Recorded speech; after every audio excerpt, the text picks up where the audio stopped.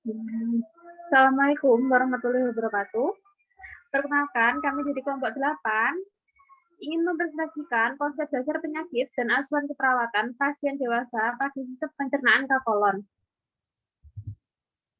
Kelompok 8 terdiri dari 5 anggota, yaitu yang pertama Widodo Hadianto dengan NIM 16259, yang kedua ada Aurora Anastasi Latifah NIM 19015, yang ketiga Ayu Rahmawati dengan NIM 19027, Karina Puspawalandari dengan NIM 19157, dan Mulinda Isdayana dengan NIM 19166. Baik, selanjutnya akan dilanjutkan oleh teman saya. Silakan. Baik, terima kasih. Yang pertama, konsep dasar penyakit, yaitu review anatomi fisiologi dari CA kolon. Kolon merupakan sistem pencernaan yang berupa organ panjang dari akhir ilium sampai ke anus dengan panjang 1,5 meter dengan berbentuk tabung muskular yang memiliki rongga. Kolon terdiri dari lapisan mukosa, submukosa, muskularis, dan serosa. Next.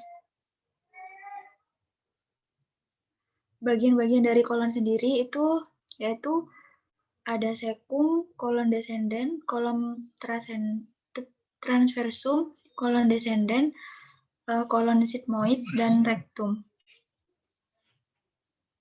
Next.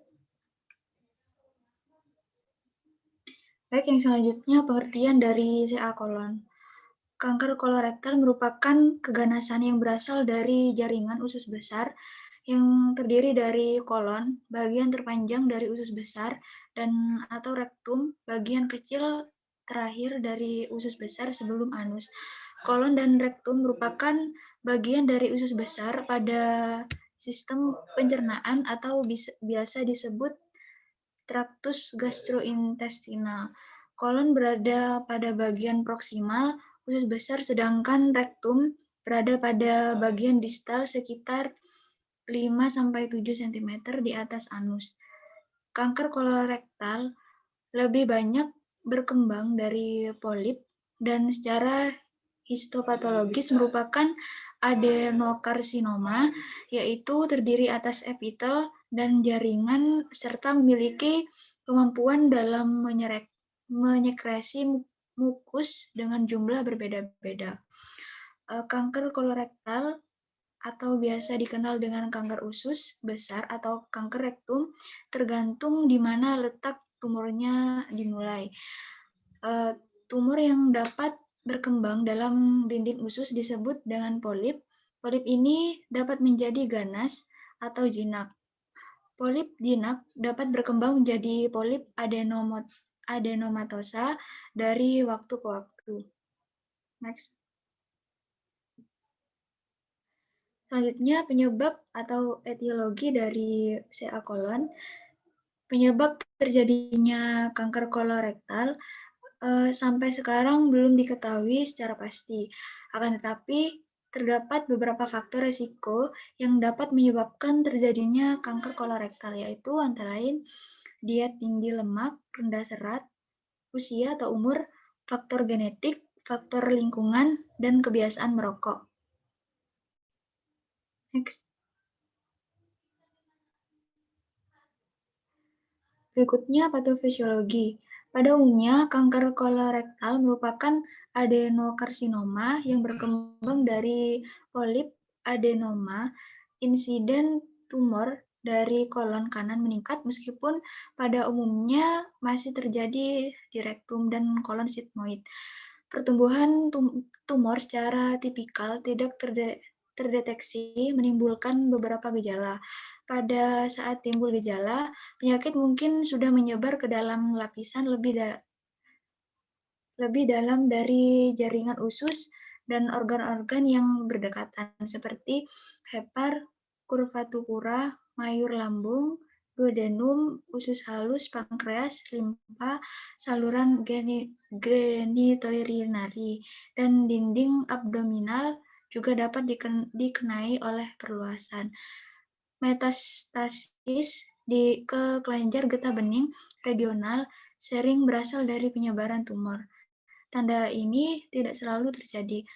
Kemungkinan kelenjar yang jauh sudah dikenai, namun kelenjar regional masih normal.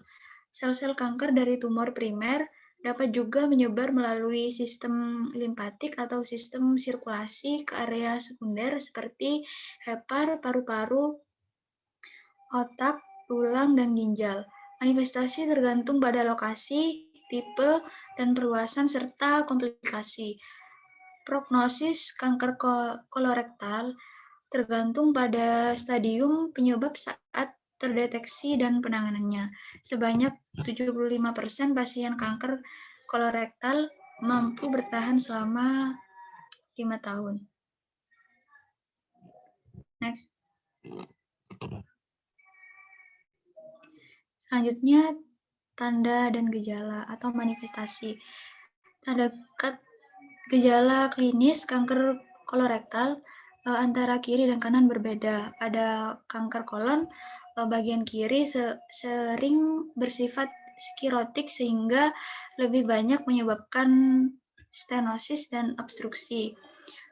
Terlebih karena feses sudah menjadi padat, sehingga pada kanker kolon bagian kanan jarang terjadi stenosis dan feses masih dalam keadaan cair sehingga tidak terdapat faktor obstruksi.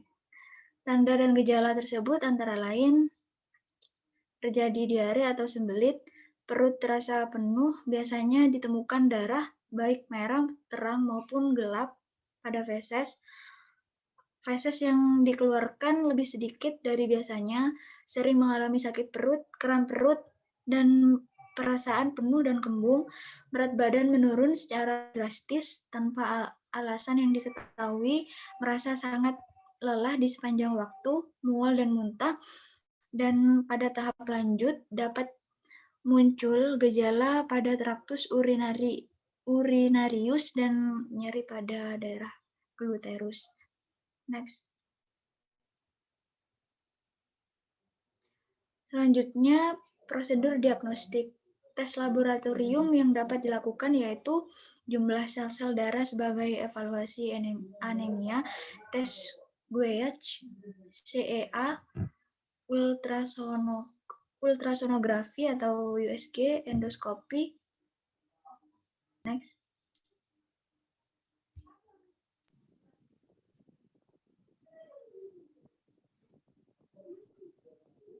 Next. Selanjutnya akan dijelaskan oleh rekan saya. Baik, terima kasih. Di sini saya akan melanjutkan tentang penata laksanaan medis, farmakologi, dan non-farmakologi. Yang pertama ada farmakologi, di mana stadium 0 dengan menggunakan terapi eksisi lokal atau kolektomi sederhana dan reseksi en blok segmental untuk lesi yang tidak memenuhi syarat eksisi lokal. Kemudian stadium 1 dengan menggunakan terapi wet surgical resection dengan anastomis tanpa kemoterapi adjuvan. Kemudian untuk stadium 2 dengan terapi wet surgical resection dengan anastomis dan terapi adjuvan setelah pembedahan pada pasien dengan risiko tinggi. Kemudian stadium 3 dengan terapi wet surgical resection dengan anastomis dan terapi adjuvan setelah pembedahan. Next. Next. Kemudian untuk stadium 4 AB atau metastasis borderline resectable dengan menggunakan terapi di mana kombinasi kemoterapi atau 5-FU per pelvic dengan melakukan penilaian ulang untuk menentukan stadium dan kemungkinan reseksi. Kemudian untuk stadium 4A atau B, metastasis synchronous dengan terapi apabila simptomatik dengan reseksi atau stoma atau colon stenting. Kemudian lakukan dengan kemoterapi paliatif untuk kanker lanjut. Apabila asimptomatik berikan terapi non bedah, lalu kaji ulang untuk menentukan kemungkinan reseksi. Dan terakhir terapi adjuvan setelah pembedahan.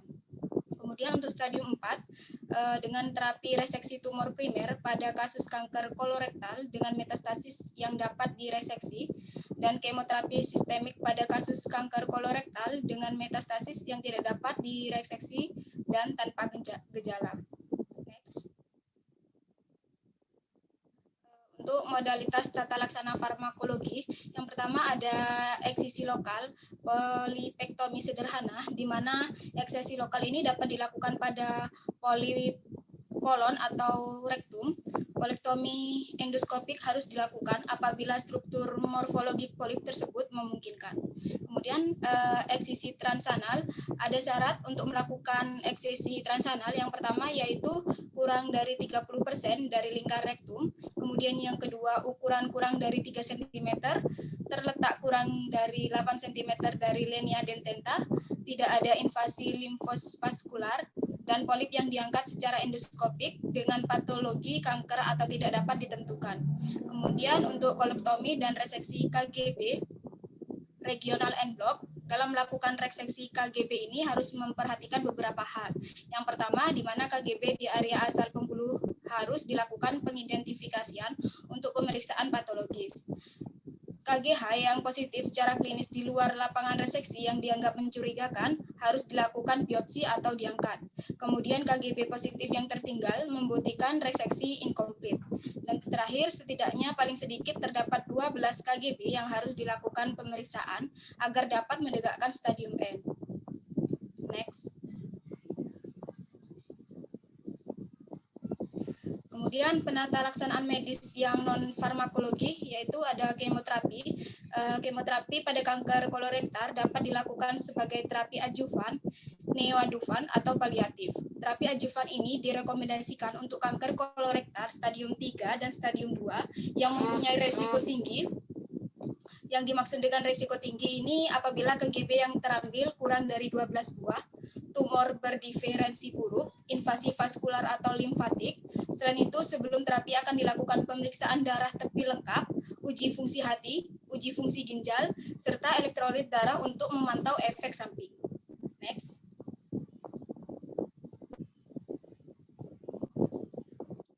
Baik, untuk kasusnya di sini ada seorang pasien perempuan WU usia 34 tahun, suku Bolang Mongondo, Kota Mobagu, pekerjaan ibu rumah tangga, agama Islam, masuk rumah sakit Siloam Manado pada tanggal 29 Januari 2020 dengan keluhan utama buang air besar cair berdarah. Buang air cair bercampur darah dialami pasien sejak 3 bulan terakhir. Buang air besar disertai dengan darah segar dan terkadang terasa nyeri saat hendak buang air besar. Sebelum mulai buang air besar, cair berdarah, pasien sering sulit buang air besar. Sekalipun rasa ingin buang air besar ada, tetapi tinja tidak bisa keluar. Nyeri perut hilang timbul yang berulang sejak 6 bulan terakhir. Nyeri perut seperti melilit, terutama pada saat malam hari. Pasien hanya minum obat lambung saat merasa nyeri perut tersebut. Penurunan berat badan tidak ada, mual dirasakan 2 minggu terakhir, tidak disertai muntah, pasien tidak mengeluhkan demam, batuk, dan sesak nafas. Saat ini pasien sedang hamil pertama dengan usia kehamilan 8 minggu.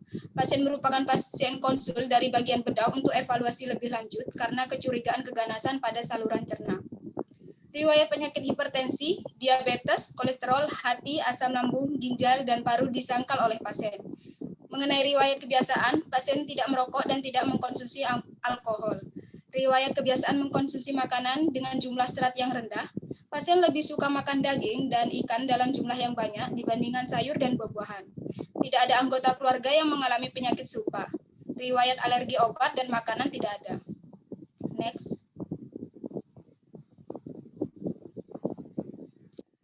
Pada pemeriksaan fisik didapatkan keadaan umum tampak sakit sedang dengan kesadaran kompos mentis, berat badan 55 kg, tinggi 160 cm, indeks massa 21,48 kg meter persegi dengan kesan berat badan normal, tekanan darah 100/70 mmHg, nadi 92 kali per menit, isi cukup pernapasan 20 kali per menit, suhu 36,9 derajat Celcius, dan saturasi oksigen sebesar 98%. Pada pemeriksaan kepala ditemukan konjungtiva anemis, sklera tidak ekritis, bibir sianosis, dan faring tidak hiperemis. Pemeriksaan trakea letak tengah, tekanan vena jugularis normal, pembesaran kelenjar tiroid tidak ada, pembesaran kelenjar getah bening tidak ada, pemeriksaan dada tampak simetris kiri dan kanan, fremitus raba kanan dan kiri sama, perkusi sonor pada paru kiri dan kanan batas paru, hati pada ruang IGA 4, suara nafas vesikuler dan tidak terdapat rongki maupun mengi. Pada pemeriksaan jantung ictus cordis tidak tampak, palpasi ictus cordis tidak teraba, tidak ada vibrasi, batas jantung kanan di sela IGA 4 garis tenalis kanan, batas jantung kiri di sela IGA 5, terletak pada garis akliralis anterior kiri, bunyi jantung 1 dan 2 normal, teratur, bising tidak ada. Pada pemeriksaan perut tampak datar, bising usus dalam batas normal. Pada palpasi perut lemas, terdapat nyeri tekan epigastrium dan nyeri tekan regiohipokondria kanan. Hepar dan lain tidak teraba. Nyeri ketok sudut costophrenikus tidak ada pada sisi kiri dan kanan. Pada perkusi ditemukan timpani di seluruh abdomen. Pada pemeriksaan anggota gerak tungkai tidak ada edema dan akral teraba hangat. Next. Pada pemeriksaan laboratorium tanggal 2 Februari 2020, didapatkan leukosit sebesar 18.500 per milimeter kubik, eritrosit 4,02 kali 100 milimeter kubik, hemoglobin normal, hematokrit normal, trombosit normal, MCH 27,4 pikogram, MCV normal, MCHC normal, SGOT normal, SGPT normal. Natrium sebesar 136 mili ekuivalen per liter, kalium 3,2 mili ekuivalen per liter, klorida 101 mili ekuivalen per liter, dan gejala darah sewaktu atau GDS sebesar 93 mg per desiliter. Hasil EKG memperlihatkan gambar sinus ritme 9 kali per menit. Hasil USG tanggal 27 Desember 2019 tampak lesi heterogen, sirkuler, bentuk menyerupai pesindon kidney, ukuran kurang lebih 6,82 kali 3,9 kali 6,12 cm regiohipokondria kanan.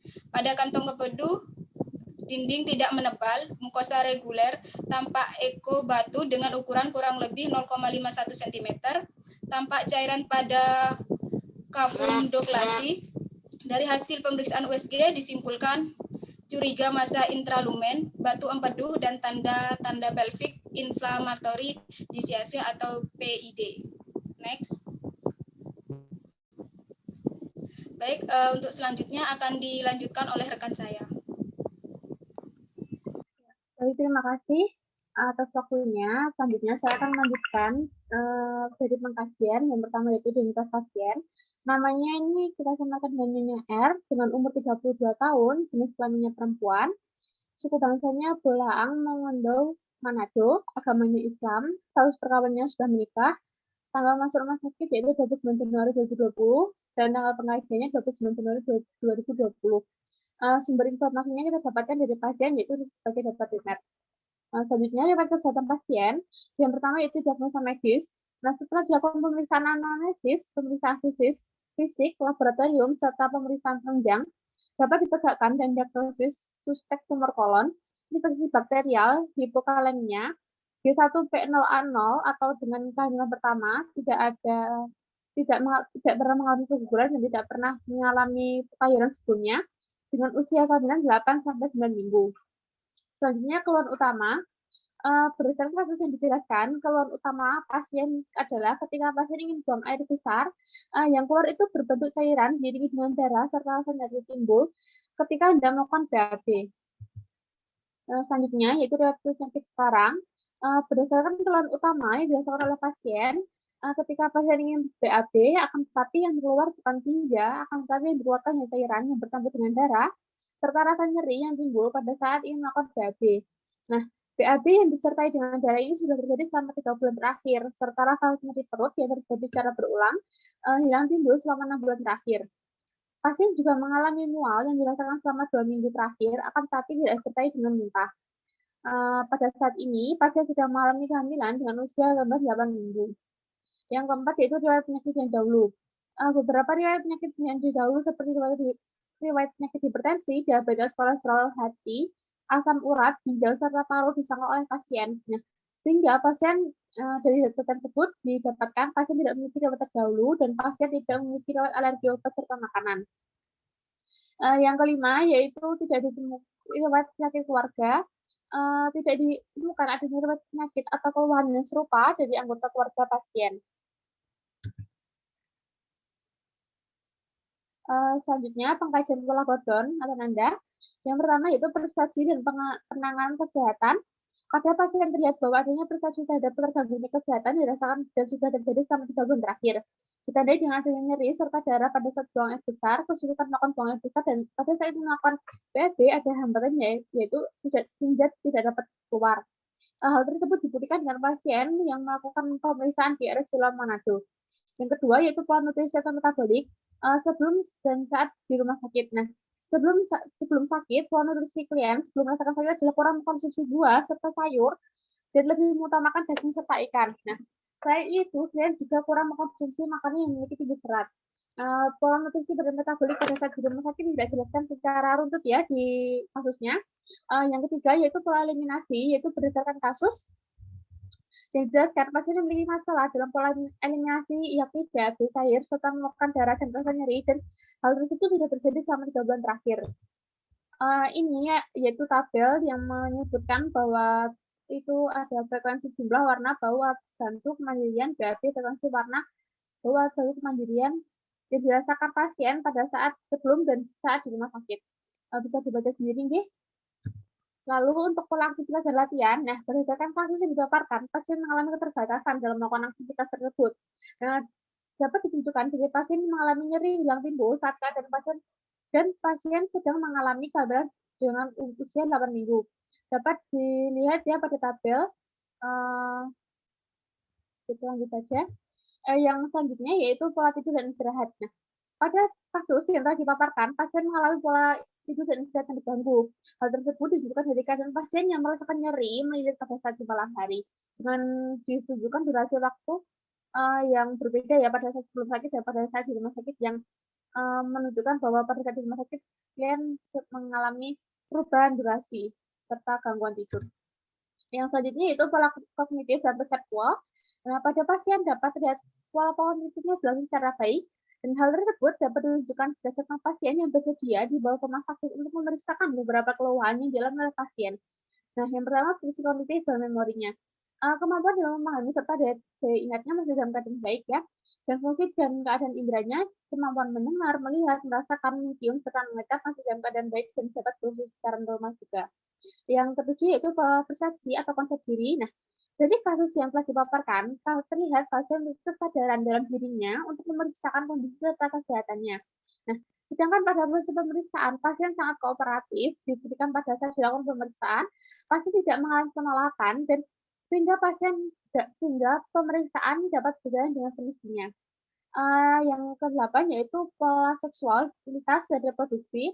Pada kasus yang dipaparkan, ditemukan informasi bahwa pasien sudah mengalami kehamilan pertama dengan usia 8 minggu, serta pasien tidak memiliki masalah dalam pola seksualitas dan reproduksi.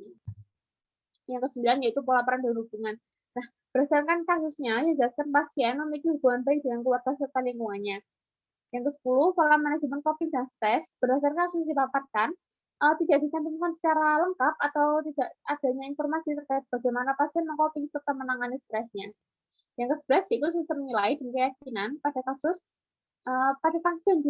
yang dipaparkan, pasien mengetahui, pasien memiliki pengetahuan serta keyakinan jika dapat meredakan nyeri yang dirasakan dengan mengkonsumsi obat lambung. Nah, tapi tentunya pasien juga menaruh harapan untuk sembuh dan dapat dilihat dari ketersediaan pasien untuk melakukan pemeriksaan secara lanjut dan pengobatan di rumah sakit dengan menggunakan penanganan yang lebih tepat, lebih lanjut dari sakit yang diderita oleh pasien. Selanjutnya dapat dilanjutkan oleh teman saya.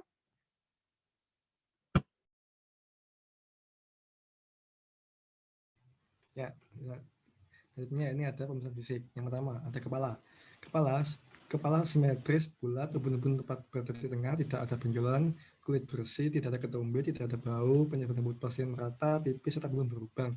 Dan dapat ditemukan bahwa inflasi pada pasien di atas, yakni kepala dalam kondisi normal. Yang kedua ini mata. Mata pasien simetris kanan kiri, tidak ada edema, konjungtiva temis, sklera putih tidak iterus, pupil isokor, ada refleks derajat cahaya, dan dapat dikatakan bahwa indikasi dari pasien menunjukkan pasien mata normal. Yang ketiga, telinga. Bentuk telinga simetris, telinga kanan kiri, lubang telinga bersih, tidak ada sekat, serta pajaman dengan baik. Dapat ditemukan bahwa telinga indikasinya dalam kondisi normal. Selanjutnya, yang keempat ini hidung. Tidak ada posisi pasien simetris, hidung simetris, lubang hidung juga simetris, bersih, dan terdapat rambut hidung, serta tidak terdapat pengasahan kuping hidung. Dapat dikatakan bahwa kesimpulan dari indikasi kondisi hidung pasien normal. Yang kelima, mulut. Mulut keadaan pasien tampak baik, tidak terdapat cyanosis, posisi lidah normal, berwarna merah muda, serta faring tidak hiperemis. Dapat dikatakan bahwa indikasi dari mulut pasien tampak baik atau normal. Yang keenam, leher. Trakea letak tengah, tekanan vena jugularis, batas normal, pembesaran kelenjar viral tidak ada, kelenjar getah juga tidak ada. Dapat disebutkan bahwa indikasi dari leher pasien pada kali ini yakni dalam batas normal. Next. Yang ketujuh, ada dada, infeksi. Dada tanpa simetris kanan kiri, penapasan 20 menit, berema normal, tidak ada tanda kesulitan bernafas, napasinya simetris kanan kiri, tidak ada pembengkakan, tidak ada penjualan, tidak ada frenitus kanan kiri, sama. Yang perfusi tidak ditemukan hanya kelainan, paru-paru sonor kanan kiri, suara nafas vesikuler, tidak ada ronki, tidak ada mengi, auskultasinya bunyi paru-paru terdengar vesikular, dan jantung terdengar bunyi lubdub. Dan dapat dikatakan bahwa dada pada pasien normal. Yang ke-8, abdomen. Inspeksi. Tampak perut tampak datar, tidak ada benjolan, tidak ada lesi, lapasi, perut lemas, terdapat nyeri tekan epigastrium, dan nyeri tekan regio hipokondri kanan, hepat, dan lien tidak teraba. Nyeri ketak sudut costophrenikus tidak ada pada sisi kanan dan kiri. Perkusi ditemukan timpani di seluruh abdomen. Auskultasi bising khusus dalam batas normal. Dapat dikatakan bahwa interpretasi dari abdomen. Next. Interpretasi dari abdomen tampak abnormal karena perut lemas, terdapat nyeri tekan epigastrium, nyeri tekan regio hipokondria kanan, hepar, dan ini tidak teraba. Yang ke-9 yakni urogenital. Proses berkemih berlangsung baik, tidak ditemukan adanya kelainan, sistem urinarnya juga bekerja baik, dan disebutkan bahwa interpretasi daripada urogenital pada pasien normal. Yang ke-10, ekstremitas atas tampak simetris, tidak ada edema, tubuh kulit normal, tidak ada ultraviolet, tidak ada cyanosis, kabel refleks kurang dari titik, dan akal hangat. Bahwa ekstremitas tanpa simetris tidak ditemukan nyeri, dan dapat disebutkan bahwa ekstremitas pada pasien atas dan bawah dalam posisi atau keadaan yang normal. Next. Ya, ini yang selanjutnya ini ada analisis data dan masalah. Yang pertama, data subjektif. Pasien mengatakan nyeri perut seperti melilit, terutama pada malam hari. Pasien mengatakan merasa nyeri hendak buang air besar. Pasien mengatakan nyeri perut hilang timbul sejak 6 bulan terakhir. Untuk data objektifnya, pasien hanya minum obat lambung, lapasi perut lemas, terdapat nyeri tekan epigastrium, dan nyeri tekan regio hipokondria kanan. Untuk etiologinya gangguan fungsi metabolik sehingga mengakibatkan nyeri perut hilang timbul, dan dapat disimpulkan bahwa masalah yang ada pada pasien ini, masalah pertama yakni ada nyeri kronis. Next. Yang kedua yakni data subjektif. Pasien mengatakan sering sulit buang air besar. Pasien mengatakan tidak keluar. Pasien mengatakan buang air besar cair dan berdarah. Untuk DU-nya tampak cairan kavum douglasii, tampak eco batu, pemeriksaan USG dan sembilan juri kebutuhan bedu, bagian dari pasien konsul bedah karena terdapat keganasan pada saluran cerna. Untuk etiologinya kurangnya asupan serat hingga terdapat distensi abdomen, dan dapat ditemukan bahwa masalah yang ada pada pasien untuk yang kedua ini konstipasi. Next. Yang ketiga DS. Next. DS, pasien mengatakan lebih suka makan daging dan ikan dalam jumlah yang banyak dibandingkan sayur dan buah-buahan. Untuk DO-nya, pasien memiliki riwayat kebiasaan mengkonsumsi makanan dengan jumlah serat yang rendah. Sehingga etiologi yang dapat Simpulkan, kurang informasi sehingga menyebabkan suka mengonsumsi berat yang banyak, dan untuk masalah yang ada, ini manajemen kesehatan tidak efektif. Next. Penyebabnya kanker kolon, inflamasi jaringan, sehingga menyebabkan operasi kolostomi permanen dan mengakibatkan terpasang kantong kolostomi. Karena kolostomi dapat gangguan metabolik, nyeri perut yang timbul, dan masalah yang ada ini nyeri kronis. Yang kedua, tidak asupan serat sehingga menyebabkan diskensi abdomen dan masalah yang timbul yakni konstipasi. Dan yang ketiga, kurang informasi, konsumsi serat berlebih sehingga menyebabkan masalah manajemen kesehatan tidak efektif. Next. Ya, selanjutnya teman saya. Baik, selanjutnya ada diagnosa keperawatan. Terdapat 3 diagnosa keperawatan. Yang pertama, nyeri kronis berhubungan dengan gangguan fungsi metabolik disertai nyeri perut. Yang kedua, yaitu konstipasi berhubungan dengan ketidakcukupan asupan serat disertai dengan distensi abdomen. Dan yang terakhir, yaitu ada manajemen kesehatan tidak efektif berhubungan dengan kurang terpapai informasi disertai dengan kebutuhan serat tidak tercukupi. Next. Ada pun beberapa intervensi. Yang pertama yaitu diagnosa keperawatan dan nyeri kronis dengan tujuan dan kriteria hasil. Yang pertama yaitu kemampuan menuntaskan aktivitas meningkat di skala 5, keluhan nyeri menurun di skala 5, dan ada pun intervensi yang kami pilih. Yang pertama yaitu ada manajemen nyeri. Next. Untuk tujuan dan kriteria hasil yang ketiga yaitu ada perineum terasa tertekan menurun dengan skala 5, dan untuk intervensi yang kedua yang kami pilih yaitu ada terapi relaksasi. Next. Selanjutnya ada diagnosa dari konstipasi dengan tujuan dan kriteria hasil. Kami mengambil warna utama yaitu kontrol gejala dengan intervensi yang pertama yaitu manajemen eliminasi fekal. Dan tujuan dan kriteria hasil yang kami tetapkan yaitu ada yang pertama kemampuan monitor munculnya gejala secara mandiri meningkat pada skala 5, kemampuan melakukan tindakan pencegahan meningkat pada skala 5, dan terakhir mendapatkan perawatan kesehatan saat gejala bahaya muncul meningkat pada skala 5. Next. Selanjutnya yaitu ada diagnosa keperawatan manajemen kesehatan tidak efektif. Yang pertama, untuk tujuan dan kriteria hasilnya yaitu melakukan tindakan untuk mengurangi faktor risiko meningkat pada skala 5. Selanjutnya ada aktivitas hidup sehari-hari efektif memenuhi tujuan meningkat pada skala 5. Dan untuk intervensinya, yang pertama kami pilih yaitu ada edukasi kesehatan. Next. Dan untuk intervensi yang kedua yaitu ada dukungan keluarga merencanakan perawatan tidak efektif. Dan untuk tujuan dan kriteria hasil yang ketiga yang kami pilih yaitu ada verbalisasi kesulitan dalam menjalani program perawatan menurun pada skala 5. Next. Selanjutnya ada beberapa implementasi keperawatan dari intervensi keperawatan yang telah kami lakukan. Semua intervensi dapat kami lakukan dengan beberapa respon yang telah terdapat pada PPT. Next.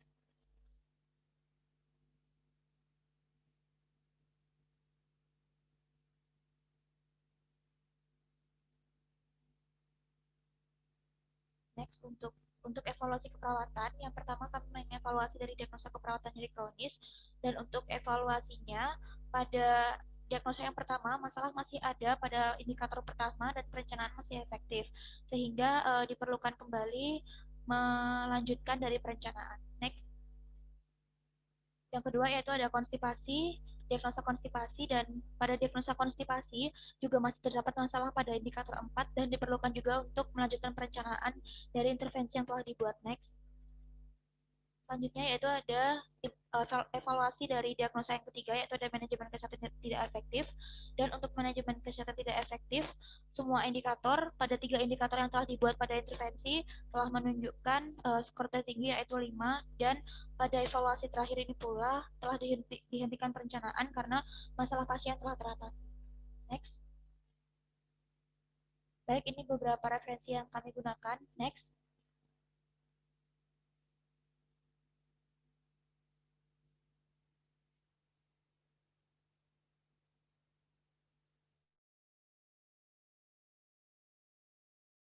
Dan selanjutnya ada pemutaran video. Next. Monggo bisa dipercepat videonya.